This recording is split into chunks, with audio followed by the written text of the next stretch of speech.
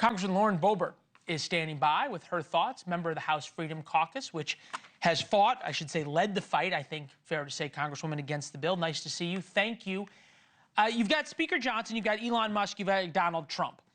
Who's in charge right now of the Republican Party?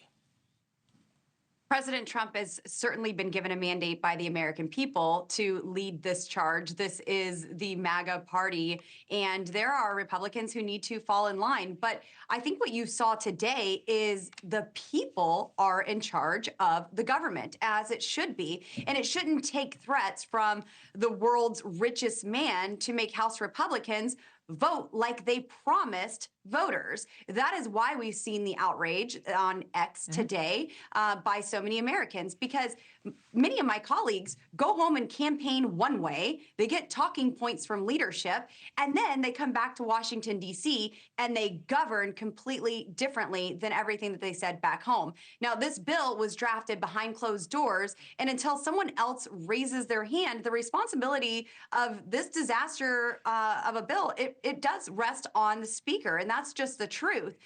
If he wants to come out and say somebody else was the crafter of this, but we were in meetings for weeks telling the speaker that this was not going to be acceptable. We have seen skinnier versions of this, we have seen bigger versions of it, and none of it was acceptable. I think at this point, the only thing that will pass the House is a clean CR, something that I still would not be able to support. This is still Nancy Pelosi era spending. This is the last omnibus bill. So continuing resolution just moves the can down the road, right? Basically, and the idea would be to get past inauguration. So now you would have Donald Trump as president. You'd have a Republican Senate. If Democrats hold the line on this, because you got to get to 60 votes in the Senate. If Democrats hold the line, you have Joe Biden and his Office of Management and Budget making the decisions about shutting down the government and how it shuts down. You know they are going to make it as painful on the American people as humanly possible to try and put Republicans in a corner. How long can Republicans stay united on this? Well, the speaker already promised that there was not going to be an omnibus, and we are seeing this omnibus with the bill that was released yesterday and killed today. And he said that he would fight until the shutdown, if necessary. And so we may end up seeing a shutdown if Democrats won't come over and support a clean CR. Maybe there does need to be something attached to a clean CR to garner more Democrat support, like maybe some aid for our farmers. I know our farmers and ranchers desperately need aid, but this was not the vehicle to deliver it in as written. Okay. And so maybe something like that would Pardon the interruption, just something new from Donald Trump. You said he was the leader of your party. Unless the Democrats terminate or substantially extend debt ceiling now, I will fight till the end.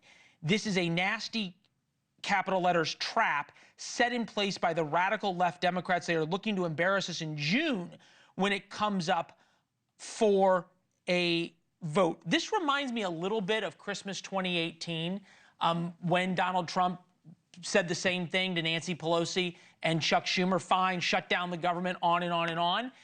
And it turned into a real political disaster for him and for Republicans. I think you remember that. Why would this fight end any differently? Like I said, this could end in a temporary shutdown, and that doesn't mean what the Democrats like to scare people and say that it means. It doesn't mean that the government stops functioning. Actually, that might even help us for a couple of weeks. But if we get a clean CR and get this passed, then we can deal with the debt next year. I don't see the debt ceiling increase happening by Friday. I don't think that there are the votes for that. Even if it gets through the Rules Committee, I don't believe that there are the votes on the floor. Democrats are not going to support a debt ceiling increase to help President Trump. I think that Republicans need to come together and promise President Trump that we will begin working on a debt ceiling increase, working on this debt limit, and put it in with reconciliation and have that ready with substantial cuts and caps and have it ready for him to sign on January 20th when he does take office. Okay. That would be a very realistic promise for us to make to him. Thanks for watching. Go to joinnn.com to find NewsNation on your television provider. And don't forget to click the red subscribe button below to get more of NewsNation's fact-driven, unbiased coverage.